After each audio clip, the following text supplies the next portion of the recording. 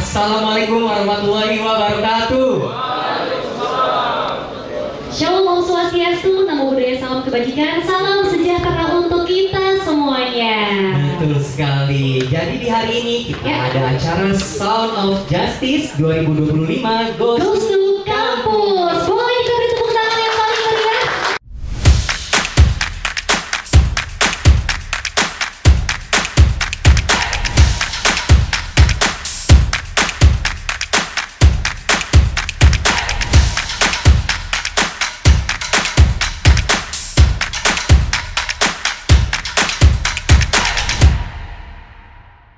Kita langsung saja menuju kepada sharing session di hari ini.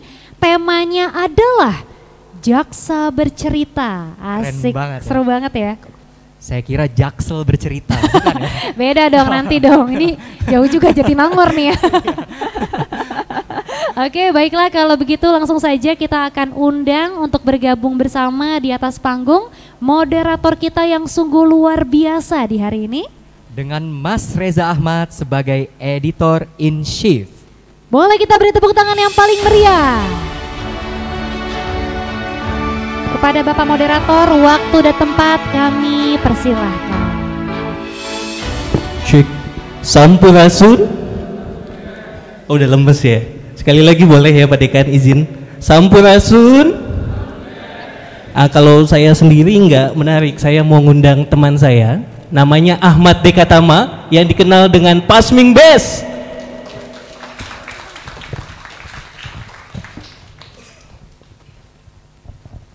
Halo Mas, saya manggilnya Mas Kang atau Mas Kang, boleh. Sini Kang, Sebenarnya, sebelah saya, ya? jangan Oke, jauh-jauh gimana sama ya? saya. Deket-deket ya Bang? Iya, mau Soalnya banyak yang gak suka di samping saya, takut kebanting atau biasanya. Kebanting. Tapi kalau Mas Reza enggak nih kayak ini. Saya Kang nggak Reza. takut ditinggal Bang Dika. Ya. Jadi kita mau ngapain Mas Pasming? Jadi saya ini kan juga sama ya, maksudnya latar belakang pendidikan hukum dan apa namanya? Tapi bukan Unpad ya? Bukan Unpad, kebetulan tapi Jawa Barat juga di Depok. Ya kan? Nah, saya sebenarnya kepo nih, kira-kira tuh kejaksaan itu seperti apa sih gitu? Karena kan kita mungkin, apalagi saya yang biasa karirnya di bidang corporate, itu sebenarnya punya rasa penasaran tinggi terhadap kinerja kejaksaan, apalagi akhir-akhir ini tuh karena saya sering scroll TikTok ya, muncul mulu di FYP saya nih. Nah, muncul jaksa atau jaksapedia? Jaksapedia juga maksudnya. Jaksapedia yang mengenalkan jaksa. Iya. Kita boleh minta tepuk tangan dulu, kayaknya masih Boleh sepi dong, banget tepuk ya tangan Mas boleh Dika ya. dong. Barudak Unpad. Barudak well. Oke. Gak perlu berlama-lama, kita panggil narasumbernya ya. Yang pertama ada Dekan Fakultas Hukum Unpad Dr. Sigit Suseno SH MHum. Silakan Pak Dekan.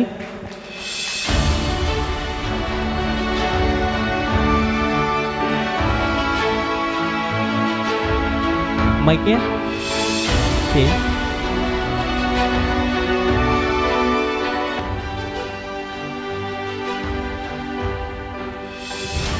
Apa kabar Pak Dekan? Baik, alhamdulillah. Sehat. Alhamdulillah baik ya. Gimana hari ini? Katanya teman-teman mahasiswa diliburkan sementara dari kelas untuk mengikuti acara kita. Bukan diliburkan, kan Iya. kalau kampus Merdeka bisa belajar di mana saja. Wih, boleh tepuk tangan dulu dong. Ini Pak Dekan loh. Masa kalian nggak ada yang semangat, ini Pak Dekan. Yang kedua siapa Mas Deka? Yang kedua kita kehadiran Bapak Heri Hermanus Horo SH, yaitu Direktur Teknologi Informasi dan Produksi Intelijen Kejaksaan Agung. Tepuk tangan dulu dong. Tepuk tangan.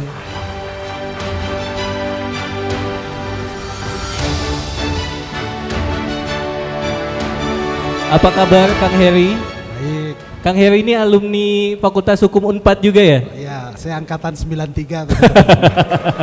Angkatan 93. Tapi kuliahnya nggak di sini, di Pati Ukur. Kalau di sini memorinya nggak ada, Reza. Ini memorinya nggak Memorinya ada. ada di Pati Ukur, tapi lambangnya kan tetap Unpad. Oke. Selain ada Kang Heri, kita juga ada alumni Fakultas Hukum Unpad. Sekarang beliau adalah Koordinator 4 Jaksa Agung Muda Bidang Tindak Pidana Khusus. Ada Kang Erik Volanda SH MHum.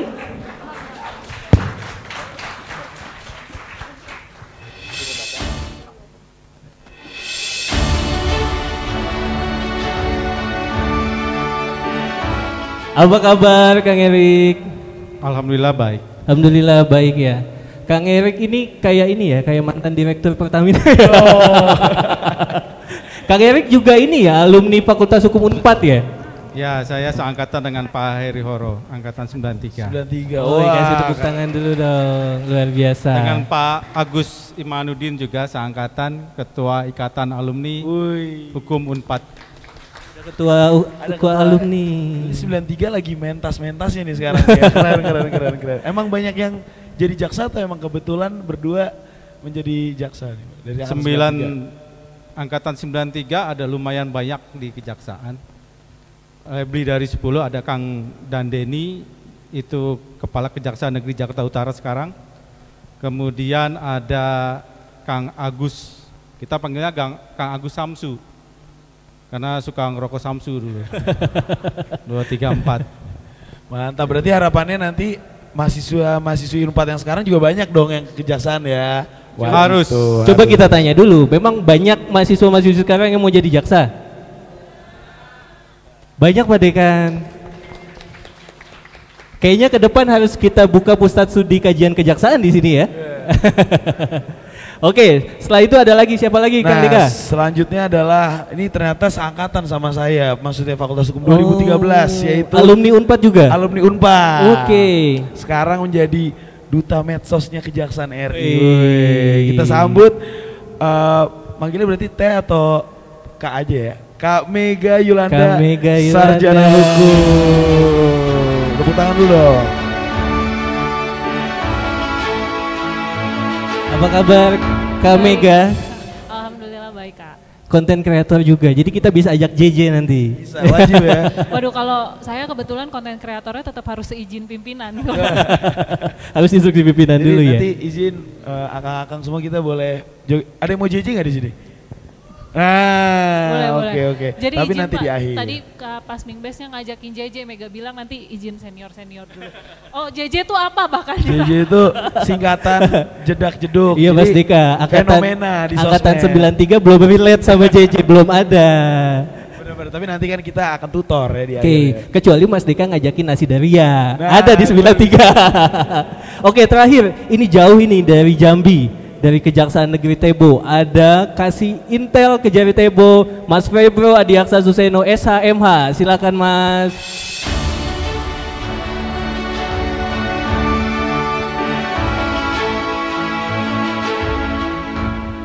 Apa kabar Mas Febro? Alhamdulillah baik. Mas. Alhamdulillah baik. Lancar perjalanan dari Jambi ya? Lancar Mas. Lancar ya. Udah jajan apa aja di Bandung Mas? Mungkin setelah acara ini. Oh setelah acara ini, berdedikasi sekali ya. Langsung ke acara ini dari Jambi, keren. Jadi gimana Mas Reza, mungkin ada siapa yang kita tanyain, karena narasumbernya hebat-hebat semua, backgroundnya keren-keren semua. Kalau anak-anak sekarang kita nggak ngobrol bahasanya, kita deep talk. Deep talk. Kita deep talk. Iya. Kita mau ngobrol dulu sama Pak Dekan, izin Pak Dekan, kan kita melihat banyak alumni Unpad yang sudah menjadi tokoh di dunia hukum Indonesia termasuk jaksa. Ada Kang Heri, ada Kang Erik, ada Mega, ada banyak yang lainnya.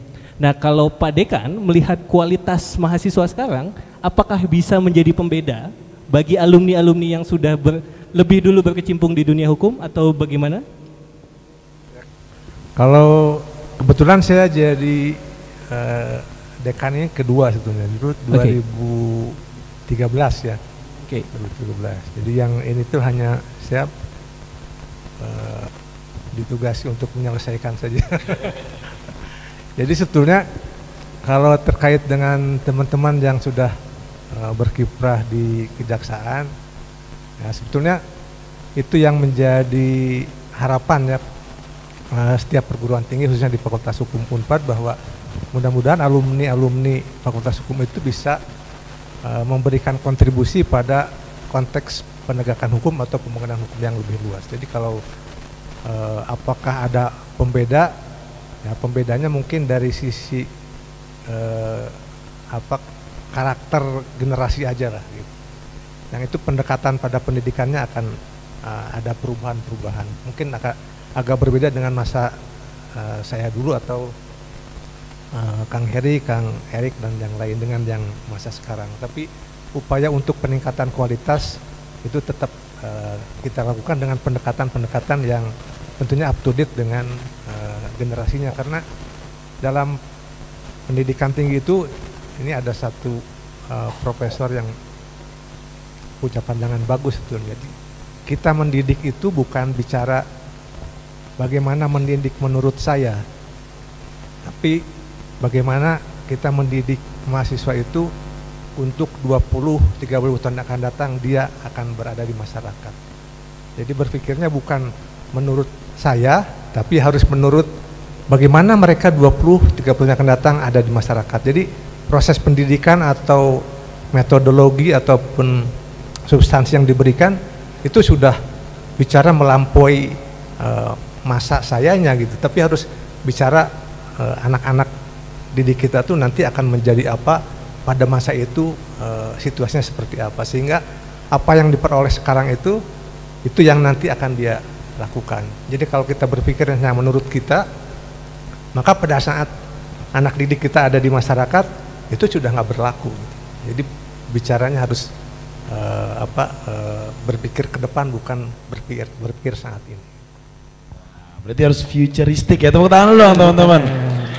Nah mungkin yang saya penasaran nih Pak Dekan, kira-kira bagaimana ya ke depannya ini untuk semakin mendekatkan antara kejaksaan dengan misalnya akademisi dan mahasiswa nih. Kira-kira apa yang bisa dilakukan, apa yang kira-kira bisa diaktifasikan dan sebagainya mungkin. Dalam konteks Fakultas Hukum dulu. Unpad gitu. Ya, mungkin kalau secara normatif dari sisi struktur itu pasti akan disampaikan di setiap kuliah. Jadi pada saat kita cerita mata kuliah misalnya hukum acara pasti akan cerita kejaksaan. Pada saat kita cerita penegakan hukum pasti akan cerita kejaksaan. Tapi yang penting juga seperti acara ini ya, penting juga diketahui oleh mahasiswa hal-hal lain secara di luar yang normatif. Jadi sebetulnya apa yang terkait dengan ini pengalaman dulu terkait dengan upaya untuk teman-teman mahasiswa Fakultas Hukum khususnya di perguruan tinggi yang ya 10 besar itu harusnya itu ada banyak di kejaksaan, kehakiman, sehingga yang terbaik ini yang akan membangun pembangunan hukum atau penegakan hukum yang lebih baik. Dulu ada job fair itu untuk seperti ini, jadi menyampaikan bagaimana kejaksaan termasuk salary-nya seperti apa, itu penting karena itu akan memberikan juga dorongan, saya kalau masuk kejaksaan saya bisa terjamin hidup saya karena misalnya salary-nya memadai gitu. Itu juga hal yang perlu diketahui oleh mahasiswa. Atau hal-hal yang lain, bagaimana karirnya, ternyata karirnya bisa baik. Tadi bicara sama Kang Heri, ternyata perempuan juga mendapatkan porsi seperti Ibu Kajati kan. Jadi memiliki hak atau kesempatan yang sama untuk bisa meniti karir menjadi yang terbaik. Dulu misalnya ada Jamdatun ya, Ibu Buluke, ya. Jadi juga ternyata bisa Ibu Kajari juga. Jadi mau perempuan mau laki ternyata punya kesempatan yang sama untuk dicerita.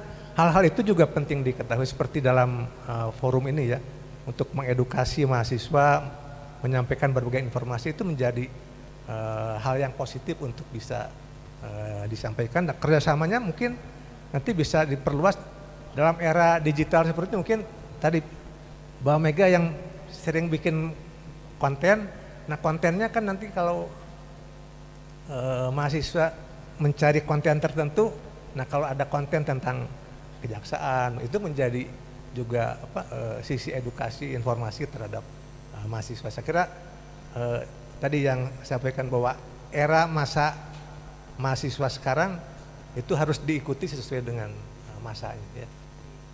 Mungkin itu. Tepuk tangan dulu dong. Ya udah mulai ngantuk-ngantuk nih mahasiswanya Pak Deka nih. Ya. Kita apain dulu Mas Wasming? Supaya tidak ngantuk kita kasih kuis lagi, kahut lagi. Pengumuman kahut ya, itu melek semua nanti. Nanti kalau udah tahu siapa menang pulang duluan. Iya, tapi mungkin saya boleh nanya sedikit kali ya, di sini ada yang ikut moot court nggak sih, peradilan semu misalnya atau sekarang semester berapa ya kebanyakan? Mungkin ada yang Kalau saya semester 5. 5 apa nih? Dasawarsa enggak?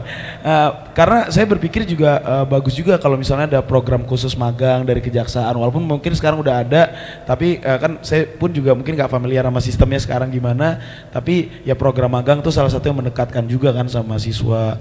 Belum mungkin juga moot court, karena khususnya moot court yang pidana itu kan memposisikan beberapa peranan sebagai jaksa gitu kan, jadi mungkin masih banyak lagi nih. Jadi semoga teman-teman semakin aware sama kejaksaan dan semakin punya minat yang tinggi ya untuk menjadi jaksa-jaksa andal ke depannya nih. Wih, mantap, quote-nya Dekatama, Pasming Best. Habis itu ada JJ-nya biasanya. Biasanya habis JJ. Bisa tuh sama jaksa media. Pak Dekan, terakhir, biasanya kan keterlibatan mahasiswa itu terhadap hukum agak berjarak ya. Padahal kan kalau kita tahu mahasiswa itu juga yang akan mewarisi hukum itu sendiri. Entah itu dia sebagai pelaku yang memang merumuskan hukum itu sendiri, ataupun dia yang nanti akan terlibat dalam koridor hukumnya. Nah, sementara karena mereka tidak merasa hukum itu relate dengan mereka ya sudahlah, ini teoritis saja. Nah, ke depan sebenarnya apa sih fungsi yang bisa dilakukan mahasiswa untuk dia memang punya kontribusi besar terhadap perubahan hukum, setidaknya ya di keluarga dia atau di wilayah lingkungan kecilnya dia? Ya, sebetulnya kalau lihat kurikulum sekarang sudah tidak terlalu teoritis sebetulnya. Dengan RPS berbasis OBE itu justru sudah bicara sisi luarannya nanti mau di lingkungan negeri mau seperti apa. Jadi sudah tidak lagi teoritis sebetulnya. Jadi kalau dulu kita kenal Unpad itu kekuatannya di teori, nah sekarang kurikulumnya sudah mendekatkan ke hal-hal yang praktis sebetulnya. Jadi kalau kita lihat berbagai kegiatan tadi disebut moot court misalnya, itu juga menjadi satu kekuatan di Fakultas Hukum Unpad yang untuk moot court, baik yang nasional maupun yang internasional ya. Kemudian yang program magang juga, saya kira teman-teman di Fakultas Hukum ini lebih senang magang daripada aktif di organisasi fakultas. Jadi ada kecenderungan bergeser nih. Itu juga menjadi permasalahan sendiri sebetulnya yang harus diselesaikan. Jadi kalau sisi praktisnya justru sekarang sudah kecenderungannya sudah ada di lingkungan di pekerjaan itu. Untuk moot court kerjasama dengan Kejaksaan Tinggi misalnya, itu sudah lama bahwa mahasiswa-mahasiswa Fakultas Hukum yang mau moot court itu didampingi oleh jaksa-jaksa. Itu sudah menjadi bagian dari aktivitas kurikulum dan mahasiswa Fakultas Hukum Unpad. Oke, terima kasih. Sebelum kita tanya jawab, saya ada pertanyaan terakhir untuk Pak Dekan. Sebelum kita buka sesi tanya jawab, tema acara kita kan hukum rasa manusia, bikin aman bukan bikin takut.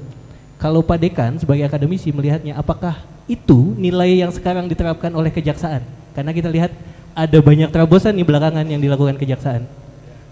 Sebenarnya kalau hukum itu untuk manusia, bukan manusia untuk hukum, itu sebetulnya teorinya hukum progresif bahasa Cipto sebenarnya gitu.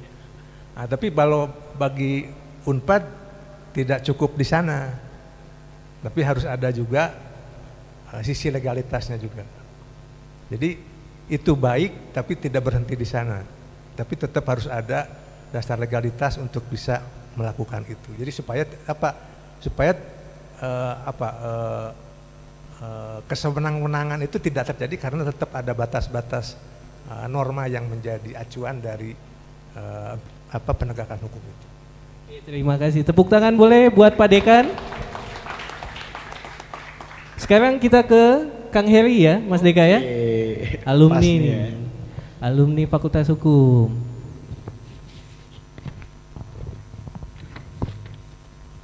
Halo Kang Heri, kita mulai dengan ini, pertanyaan Kang Heri ini kan alumni Fakultas Hukum Universitas Padjara dan adik-adik mahasiswanya sekarang ada di sini.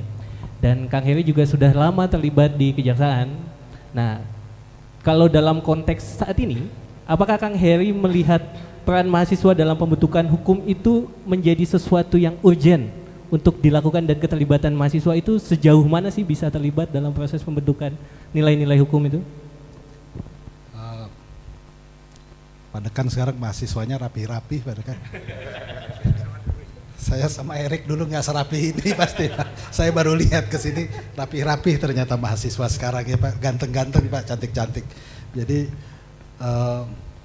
agak flashback juga Reza. Ingat 38 tahun yang lalu. 38 tahun yang lalu. Jadi udah lama sekali ya teman-teman semua.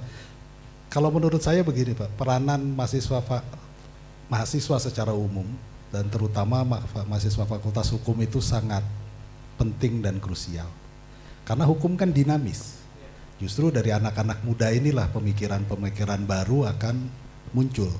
Tentunya kami yang berada di birokrasi, apalagi sebagai aparat penegak hukum, sudah sangat disibukkan dengan rutinitas, prosedural dan yang lain-lain. Kami sangat terbuka dan sebetulnya kami juga di kantor ya. Justru teman-teman yang junior nih seperti Mega atau yang lain-lain yang banyak memberikan masukan. Yang membedakan nanti setelah teman-teman lulus kan kita sama-sama sarjana hukum nanti ya. Yang membedakan hanya pengalamannya. Jadi tetapi dasar pemikiran itu sangat penting. Makanya mungkin ya pada kan saya selalu ingat begini teman-teman, pelajaran kuliah D1 ini sangat penting. Yang membentuk karakter kalian selaku seorang yuris. Akan berbeda nanti kalau kalian punya kesempatan sekolah lagi S2, S3. Kita kalau ditanya alumninya pasti sebut alumni S1-nya kan? Gak pernah sebut alumni S2 dan S3-nya. Dan saya lihat karakter pemikiran itu muncul justru di saat S1 ini. Mungkin adik-adik masih muda, tetapi itu yang membentuk karakter. Saya ngobrol sama Pak Dekan, kelihatan Unpad banget tadi ya Pak ya. Yuridis normatif banget. Sampai hari ini tuh nggak hilang. Itu mungkin pelajaran semester 2, semester 3, tapi karakter normatifnya saya, rekan-rekan kerja saya dibilang, oh kalau ngomong sama Heri ini sangat normatif. Itu belajarnya di Unpad dulu Pak. Dan itu nggak hilang puluhan tahun. Saya yakin sampai akhir hayat pun karakter itu nggak hilang. Nah itu yang membedakan ciri khas alumni Unpad dengan Fakultas Hukum dari universitas lainnya. Itu yang membedakan. Terutama pasti alumni hukum Unpad itu lebih kritis dia. Pemikirannya lebih kritis.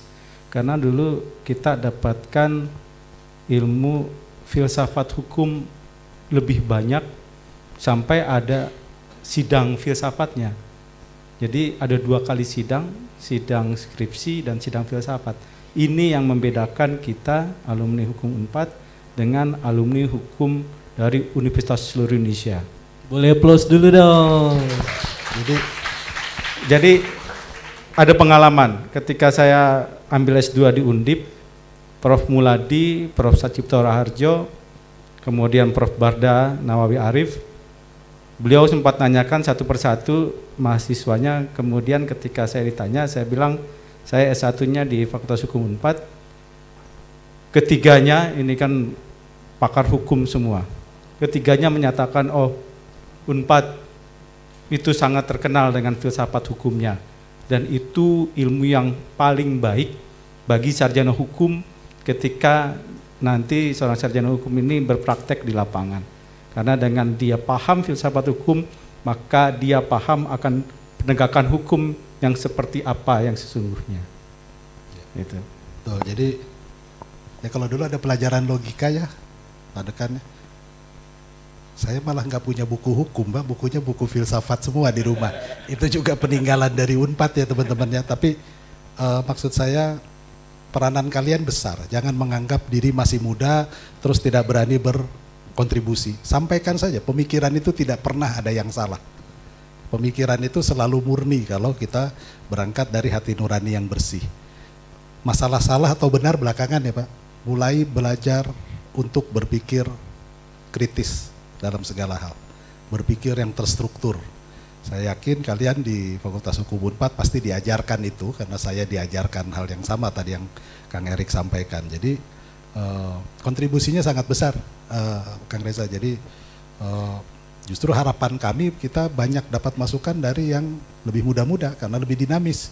dibanding kita yang sudah ada sibuk dengan birokrasi, dengan yang lain-lain, kadang-kadang banyak yang terlewat. Nah ini yang kita harapkan, dan kami di Kejaksaan sangat terbuka teman-teman untuk menyampaikan aspirasi dalam bentuk apapun. Kita sangat demokratis ya Bu Kajati ya. Kalau masuk ruang ekspos itu nggak ada pangkatnya. Saya sama Bu Kajati berani berdebat kalau di ruang gelar perkara, kalau di luar nggak berani. Jadi ya karena dasar sebagai seorang intelektual kan itu, kritis berpikir. Jadi saya harapkan teman-teman yang masih muda-muda ini berani berpikir kritis, jangan takut karena kalian masih muda, itu hanya masalah jam terbang, tapi bentuk karakter justru dipelajari di saat kalian mengambil S1 ini. Mungkin itu, Kang Reza. Siap. Mas Deka? Mungkin saya kalau tadi mungkin banyak berbicara tentang Unpad, saya ingin menanyakan tentang kejaksaannya nih. Tadi sempat saya sedikit sampaikan, jadi kan kejaksaan ini lately itu lagi banyak dapat perhatian publik. Terutama karena kinerjanya yang semakin baik dan berdasarkan beberapa lembaga survei ya menjadi salah satu institusi yang kredibilitasnya dianggap paling tinggi gitu. Nah mungkin saya pengen tahu nih dari pandangan Kang Heri, apa sih sebenarnya yang membedakan Kejaksaan RI saat ini dan sebelumnya, mungkin apa karena mungkin sebelumnya hanya belum ter-highlight atau sekarang memang karena era sosmed jadi semakin terlihat kinerja baik dari Kejaksaan Agung sendiri, Kejaksaan RI sendiri. Kelihatannya itu implikasi dari semua hal yang tadi disebutkan. Jadi begini teman-teman, tadi saya diskusi sama Pak Dekan, apa yang Kejaksaan lakukan itu, kami ini bukan lembaga yang melaksanakan social service. Kami tidak melayani kepentingan masyarakat secara langsung. Apa sih yang dilakukan Kejaksaan secara umum? Kami melakukan justice service. Yang kita layani adalah kepentingan hukum. Apabila kepentingan hukum itu terus selaras dengan hati nurani masyarakat, itulah yang meningkatkan kepercayaan. Berarti apa yang kami lakukan secara normatif sama dengan kerinduan masyarakat berkaitan dengan keadilan. Memang peran dari media, peran dari pemberitaan itu dominan. Mungkin kalau yang teman-teman lihat ya, nanti silahkan kalau sesi tanya jawab ya. Taunya jaksa ngurusin perkara tipikor saja gitu ya.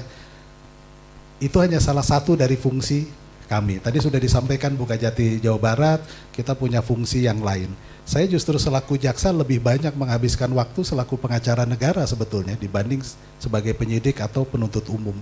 Jadi saya begini teman-teman, kalau teman-teman akan bercita-cita menjadi praktisi hukum, tidak ada lembaga lain atau profesi lain yang memberi ruang untuk teman-teman mengamalkan ilmu seluas yang diberikan Kejaksaan.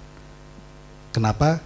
Kami dapat bersidang di seluruh lembaga peradilan yang ada, baik di dalam maupun di luar negeri.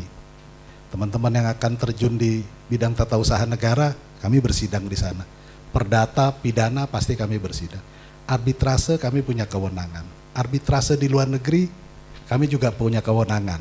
Oh ya Pak Dekan, kalau tim arbitrase luar negeri, rangkanya Unpad semua Pak kalau di Kejaksaan. Wih, tepuk tangan. Jadi, begitu juga berkaitan dengan hal yang lain. Jadi tidak hanya di seluruh lembaga peradilan, kita juga berperan. Teman-teman mau jadi konsultan hukum, kita punya ruang sebagai jaksa pengacara negara. Kami bisa memberikan pendapat hukum, pendampingan hukum. Nah, begitu luasnya, jadi saya tantang dan undang teman-teman yang bercita-cita menjadi praktisi untuk bisa berprofesi sebagai jaksa. Karena pilihannya sangat luas dan kita mengharapkan tentunya putra-putri yang terbaik lah, yang bisa bergabung dengan kita. Jadi kalau masalah kenapa ratingnya tinggi, itu sih implikasi dan nggak terlalu penting ya sebetulnya ya. Karena yang kita layani kan keadilan.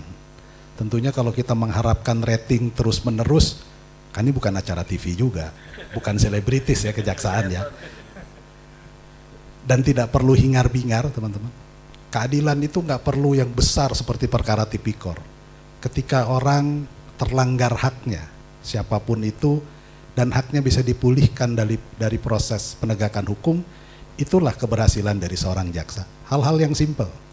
Ketika kita bisa tenang melaksanakan kegiatan kita sehari-hari, kita bisa berjalan melakukan kegiatan kita secara umum, justru keberhasilan kejaksaan itu kalau tidak ada kegaduhan, kita bisa hidup sehari-hari, berarti proses penegakan hukumnya berjalan. Jadi kalau rating itu justru saya kalau banyak pujian itu agak khawatir, Mas. Jadi kalau banyak dipuji nanti bisa kepleset gitu ya. Justru kami harapannya banyak dikritisi. Jadi teman-teman mahasiswa nggak usah khawatir, kritisi saja. Apalagi masukannya positif, kita akan sangat terbuka. Jadi pada kan kalau teman-teman mau main ke kejaksaan, Pak, kapan mau kunjungan teman-teman mahasiswa, kita sangat terbuka untuk itu. Mungkin itu, Mas. Makasih. Terima kasih. Terima kasih. Jadi ada 2 tantangan dari Kang Heri. Oke, plus dulu. Tantangan yang pertama, kejaksaan jangan banyak dipuji, tapi dikritisi. Monggo dikritisi teman-teman mahasiswa. Yang kedua, teman-teman juga diajak untuk jadi praktisi kejaksaan. Ini udah ada orang dalam nih. Ya kan, tunggu apa lagi? Udah ada orang dalam ya Mas Deka ya. Gak ngaruh. Oke, terima kasih Mas Heri. Kita lanjut ke narasum selanjutnya. Mas Deka, ada Kang Erik. Nih yang udah curi-curi ini nih tadi nih. Udah gak sabar kayaknya. Ini Kang Erik ini koordinator 4 pada Jaksa Agung Muda bidang tindak pidana khusus. Ini lagi ramai banget nih soal pidana khusus. Iya, kita banyak banget melihat banyak kasus kerah putih yang terungkap, termasuk juga upaya pemulihan keuangan negara. Yang ini yang baru kita tahu belakangan ada, ternyata bisa juga kasus korupsi tidak hanya soal sanksinya saja, tapi pada pengembalian keuangan negaranya. Ini memang sedang apa sih kejaksaan kok ramai banget kayaknya soal Pitsus? Monggo Kang Erik. Ya, sebenarnya dari dulu kita sudah menangani perkara tindak pidana khusus dari dulu. Cuma memang seperti yang tadi disampaikan, gaungnya tidak sebesar sekarang. Karena kadangkala yang saya amati dulu itu media lebih suka dengan berita-berita yang sifatnya negatif dibanding yang positif. Karena katanya lebih laku, tapi sebenarnya tidak seperti itu. Semua pemberitaan kan sebenarnya baik. Gitu. Cuma jika saat ini kejaksaan lebih terlihat bahwa banyak perkara besar yang ditangani yang mungkin dulu dianggap tidak sebesar ini, sebenarnya tidak juga. Gitu. Dari dulu juga kita sudah nangani perkara besar. Kasus BLBI segala macam itu kita sudah tangani. Saat ini memang core bisnis tidak saat ini sih, dari dulu core bisnis kejaksaan itu memang pada penanganan perkara tindak pidana dan lebih khususnya lagi ke penanganan perkara tindak pidana khusus yaitu tindak pidana korupsi. Dan saat ini juga terkait dengan masalah tindak pidana korupsi, kebijakan pimpinan yang sudah dibangun dari beberapa tahun lalu bahwa penanganan perkara tindak pidana korupsi tidak hanya bagaimana jaksa memberikan sanksi dengan memenjarakan pelaku, tetapi juga bagaimana caranya mengembalikan keuangan negara atau kerugian negara yang telah terjadi sepenuhnya. Mengingat bahwa negara sudah dirugikan, artinya uang negara sudah dihamburkan oleh para pelaku tindak pidana. Nah, ini yang mesti dikembalikan. Oleh karena itu, kita juga sudah membuat seluruh sistem dalam ketentuan, dalam peraturan bagaimana caranya jaksa di dalam juklak juknisnya selain menuntut terhadap sanksi pidana kurungan atau penjara, juga bagaimana strategi dalam pengembalian seluruh keuangan negara yang dirugikan, baik itu melalui aset tracing maupun dari barang bukti yang sudah disita terlebih dahulu. Jadi mungkin itu. Keren banget. Tepuk tangan dulu dong teman-teman. Nah mungkin kalau saya pertanyaannya lebih ke waktu masa-masa Kang Erik jadi mahasiswa. Karena kan Kang Erik sendiri kan saat ini dan sudah lama menangani banyak kasus dan sebagainya. Nah mungkin teman-teman dan saya sendiri penasaran, waktu kuliah itu apakah emang ada apa ya minat khusus ke misalnya penjurusan pidana gitu ya, atau memang sebenarnya lulus kayaknya ambil kejaksaan lah gitu. Jadi mungkin kira-kira boleh di-share nggak dulu kegiatannya waktu mahasiswa apa dan bagaimana akhirnya bisa memutuskan nih untuk menjadi bagian dari Kejaksaan RI. Ya. Kalau bicara masa kuliah nih, ini yang paling menarik. Makanya tadi saya ikut nimbrung juga, karena banyak banget kenangan dan jati diri yang saya bentuk ketika saya kuliah S1 di Unpad. Itu makanya saya sangat menghargai dan sangat bangga pernah kuliah di Unpad Bandung. Kalau masalah minat, ini agak berbeda jauh nih. Dulu saya ambilnya ini hukum internasional, Pak. Ini Kang Heri ini perdata masalah ekonomi. Saya pertama kali tahu masalah kejaksaan itu ketika ada job fair tahun 97 ini Kang Heri yang ngasih tahu. Tidak ada minat dulu untuk pekerjaan di bidang pidana, tapi setelah selesai kuliah malah saya sempat jadi pengacara. 98, 99 itu saya sempat jadi pengacara di Jakarta, sempat sidang dengan jaksa dan saya melihat kayaknya lebih menarik jadi jaksa dibandingin jadi pengacara pada saat itu. Maka kemudian ketika ada pendaftaran, sebenarnya pendaftaran pun nih dipaksa karena saya nothing tulus, sudah kerja, sudah jadi pengacara, sudah berpenghasilan. Waktu itu pengacara masih jarang, di Jakarta jarang sekali. Jadi pendapatan lumayan waktu itu. Pendapatan terakhir dia di pengacara itu kalau nggak salah 50 juta kurang 50.000. Saya masih ingat itu terakhir sebelum pindah ke kejaksaan. Jadi ketika pendaftaran itu saya bertiga sama teman seangkatan berdua sama yang senior satu. Saya dapat di kejaksaan, teman dapat di BPK, dan satu lagi jadi hakim. Jadi lengkap kita bertiga daftar bareng-bareng. Dapatnya satu-satu. Saya lolos di kejaksaan, padahal daftarnya bertiga. Nah di kejaksaan ini kemudian saya melihat bahwa baru saya merasakan saya kuliah hukum itu berguna di kejaksaan. Karena semua ilmu yang saya pernah pelajari itu bisa saya terapkan selama jadi jaksa, semuanya. Terkait dengan ilmu hukum perdata, ilmu hukum pidana, ilmu hukum internasional pun itu kita bisa menerapkannya. Jadi ya saya merasa, mohon maaf ini, jaksa itu lebih luas lah ilmunya dibandingin pengacara, karena saya pernah jadi pengacara. Dan mungkin kalau hakim juga, hakim kan cuma duduk mendengar aja kalau di persidangan. Kalau jaksa ini menggali. Jadi lebih kompleks kalau kita sarjana hukum kerja di kejaksaan. Ini beneran, ini pengalaman saya. Makanya kalau misalkan adu debat dengan semua praktisi, kita berani. Kalau saya berani, mau bicara apa aja kita tahu. Jaksa itu dituntut untuk tahu semua, untuk wawasannya lebih luas. Karena kadangkala kita juga dituntut untuk bisa memberikan nasihat hukum pada masyarakat. Yang namanya masyarakat kalau datang ini, dia berbicara, curhat, bisa bicara tentang masalah keluarga, berarti masalah hukum waris, hukum keluarga segala macam. Bisa masalah tanahnya yang diserobot orang, nih bisa perdata, bisa kebendaan, hukum kebendaan, bisa bicara masalah tetangganya yang ribut kemudian main tonjok-tonjokan, ini masalah pidana, atau bisa juga minta dimediasi karena mau menyelesaikan secara musyawarah apabila ada konflik dengan temannya atau tetangganya. Ini masyarakat ini banyak sekali yang curhat ke kejaksaan dan kita harus siap. Makanya jaksa itu mau nggak mau ya kita baca lagi ketentuannya, kita baca perkembangannya untuk disampaikan ke masyarakat supaya nggak salah. Nah, disinilah jaksa dituntut supaya kita tahu semua dan harus pasti.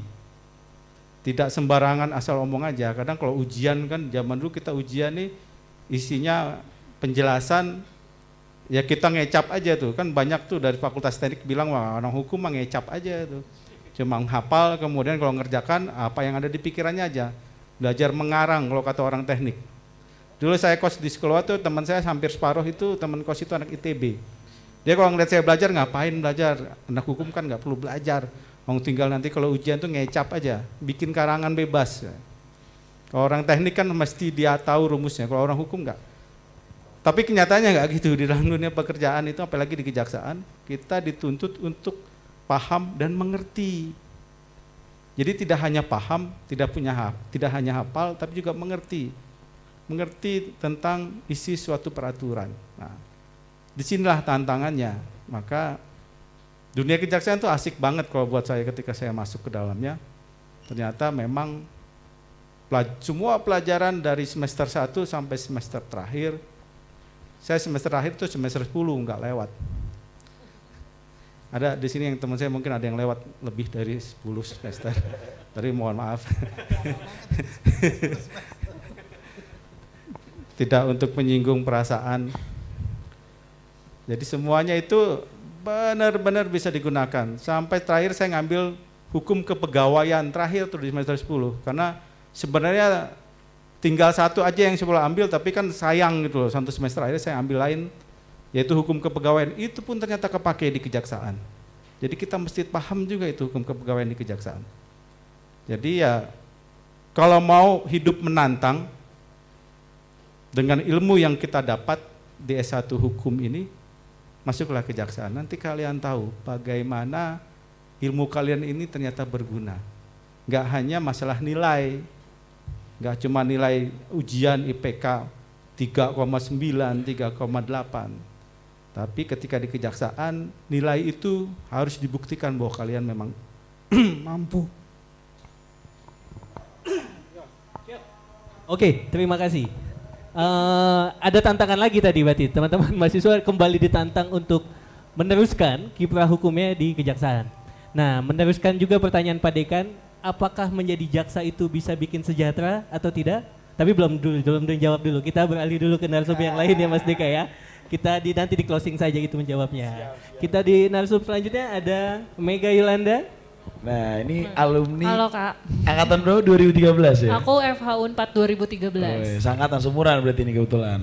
Jadi mungkin menarik juga ya karena sekarang ada duta medsos ya di kejaksaan yang kebetulan saat ini dipegang gelaran oleh Mbak Mega ini. Nah, host podcast juga. Oh, host podcast juga. Iya. Wah, mantap. Harusnya berarti jadi ini juga ya, moderator juga ya di sini ya. Tapi oke, saya gantikan dulu saat ini jadi moderator.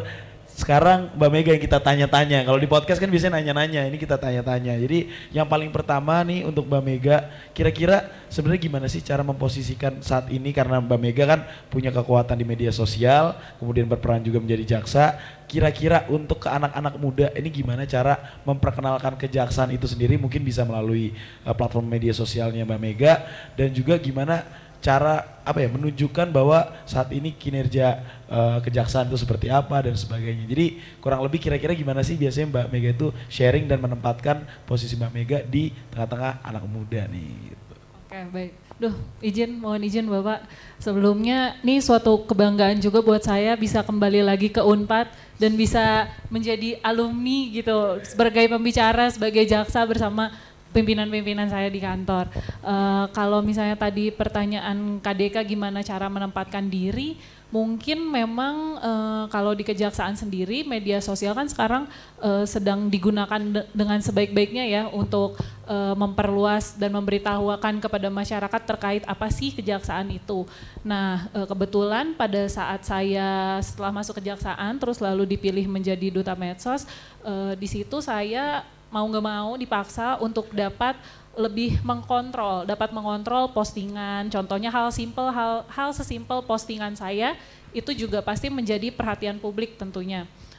Di mana saya juga harus bisa menjadi contoh sebagai jaksa muda, mungkin jaksa yang masih muda yang bisa memberikan contoh yang baik juga kepada adik-adik yang tentunya nantinya mungkin akan berminat juga menjadi jaksa seperti itu. Terus juga mungkin kalau saya sendiri mungkin jadinya dipaksa ya untuk bikin konten ya Pak ya. Jadi saya dipaksa untuk bikin iklan-iklan kejaksaan, iklan-iklan CPNS. Kalau itu biasanya memang dipaksa dari kantor untuk bisa mengiklankan kalau kayak gitu. Jadi banyak sih ilmu-ilmunya yang bisa diambil di kejaksaan. Jadi nggak cuman bersidang, kalau ya bersidang tadi udah dijelasin sama bapak-bapak yang hebat di samping saya. Tapi di kejaksaan juga yang ilmu yang saya ambil, saya bisa membuka lagi secara luas ilmu-ilmu lainnya. Contohnya seperti host yang seperti itu. Ada ilmu-ilmu public speaking juga yang bisa saya gunakan dan bisa saya terapkan di kejaksaan gitu. Kalau seleksi duta medsos itu harus bisa velocity nggak sih? Nah kebetulan kalau velocity itu naluri ya. Ya kayaknya adik-adik di sini juga nalurinya bisa langsung. Panggilan kalau itu. Panggilan Sekolah. kalau itu. Tadi ada master ya, ada masternya velocity. Belum bisa nanti diajarin Pak Dekan, aman Pak. Kalau tadi kayaknya Pak Erik Volanda udah tahu soalnya anaknya mahasiswa juga jadi udah ngerti velocity, udah tahu. Anaknya mahasiswa Unpad juga? Alumni. Sudah alumni. Gitu. Siap. Oke, kalau sebagai perempuan, jaksa perempuan, pertama kali minat menjadi jaksa itu ada keinginan dari diri sendiri atau ada dorongan dari keluarga, dan ceritanya gimana ketika awal mula menjadi jaksa? Apakah ada diskriminasi sebagai perempuan atau gimana perilaku teman-teman di kejaksaan? Baik, kalau boleh jujur, kenapa bisa masuk kejaksaan? Kayaknya karena nggak sengaja. Kebetulan kalau keluarga juga nggak ada yang dari kejaksaan Pak. Jadi karena pada saat itu baru lagi dibuka CPNS, jadi sebelumnya nggak ada minat sama sekali. Terus cuman tiba-tiba pembukaan CPNS, terus teman ngajak nih yang teman-teman seangkatan, yuk daftar kejaksaan. Terus aku ikut daftar, ternyata temanku malah nggak jadi daftar. Terus aku malah goal terus sampai lulus untuknya. Jadi lulus 2017 langsung keterima kejaksaan, jadi alhamdulillahnya masih fresh graduate waktu itu, jadi nggak sempet nganggur, langsung masuk kejaksaan. Terus pada saat masuk kejaksaan nggak ada sih diskriminatif, itu nggak ada, karena contohnya banyak kok perempuan-perempuan di kejaksaan juga yang bisa menjadi pimpinan. Contohnya ada Ibu Helena, tadi juga ada Bu Katarina, jadi tidak menutup kemungkinan masuk di kejaksaan juga bisa menjadi pimpinan-pimpinan hebat seperti itu. Nah, jadi boleh tepuk tangan dulu dong.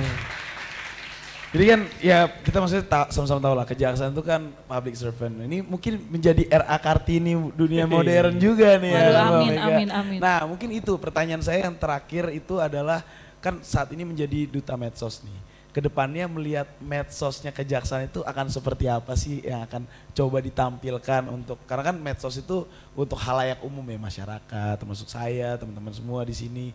Nah kira-kira kedepannya itu approach apa yang kira-kira bakal dilakukan oleh kejaksaan melalui medsos? Mungkin kalau dari medsosnya sendiri, kejaksaan nantinya diharapkan bisa lebih dekat lagi dengan masyarakat ya Pak ya. Banyak juga jadinya masyarakat yang lebih tahu lagi tentang apa sih tugasnya jaksa, karena masih banyak yang bingung nih bedain kantornya jaksa sama kantornya hakim. Jadi kadang ditanya jaksa itu kantornya di mana, pengadilan ya. Padahal bukan, karena pengadilan itu tempat kita sidang aja. Jadi kalau kantor kita terpisah seperti itu. Mungkin juga nanti di media sosial diharapkan kita bisa memberikan banyak ilmu kepada masyarakat juga, gimana sih caranya mengetahui apa yang boleh dilakukan dan tidak boleh dilakukan, info-info terkini seperti itu. Oke, mungkin nggak tahu ya kalau di sini kan saya pribadi karena penggiat medsos juga, mungkin lucu juga tuh kalau misalnya nanti untuk sidang-sidang yang terbuka untuk umum ada live-nya di TikTok gitu atau mungkin live stream di YouTube, karena kan kita tahu kayak misalnya Reza Arab dan teman-temannya juga itu mendapatkan atensi publik yang tinggi karena live stream itu, karena itu genuine dan udah pasti nggak mungkin ada cut-cutnya kan gitu. Jadi mungkin tuh lucu juga tuh ya kalau ada di kalau untuk sidang yang live streaming itu biasanya memang ada ya Pak ya, untuk sidang-sidang tertentu ya. Jadi biasanya untuk sidang perkara-perkara yang menarik perhatian itu biasanya memang ada online-nya. Kayak contohnya waktu itu Ferdi Sambo itu juga dibuka untuk umum gitu. Tapi setahu saya kan sudah dilakukan berapa kali expose perkara kan di live kan di Instagramnya kejaksaan. Ya. Ada di YouTube juga. Ya. Mungkin kedepannya agak lebih skalanya lebih luas lagi. TikTok gitu. Nanti mungkin saya nge-give nggak apa-apa tuh ya. Oh iya boleh. Dance dulu kakak gitu ya. Oke, terima kasih Kak Mega. Boleh kasih applause untuk Mega Yolanda. Ini narsum kita yang terakhir dan tidak kalah penting dan inspiratif. Inspiratif Ini banget kalian pasti. ada yang tahu nggak Kabupaten Tebo itu ada di mana? Saya jawab duluan. Ada di Jambi. Ini jaksa sekarang, Mas Febro, dia bertindak sebagai kasih intel, tapi dia lebih banyak bermain sama suku anak dalam. Ya kan Mas ya? Dan di tahun 2024 Mas Febro ini dapat Adiaksa Award sebagai salah satu tokoh inspiratif ya. Karena kegiatannya dia melakukan development ke teman-teman suku anak dalam. Ngapain Mas? Jaksa ke teman-teman suku anak dalam tuh ngapain Mas? Makasih Mas Raja ya. Izin Pak Erik. Sebenarnya itu tidak lain daripada tugas dan apa saya selaku kasih intel ya.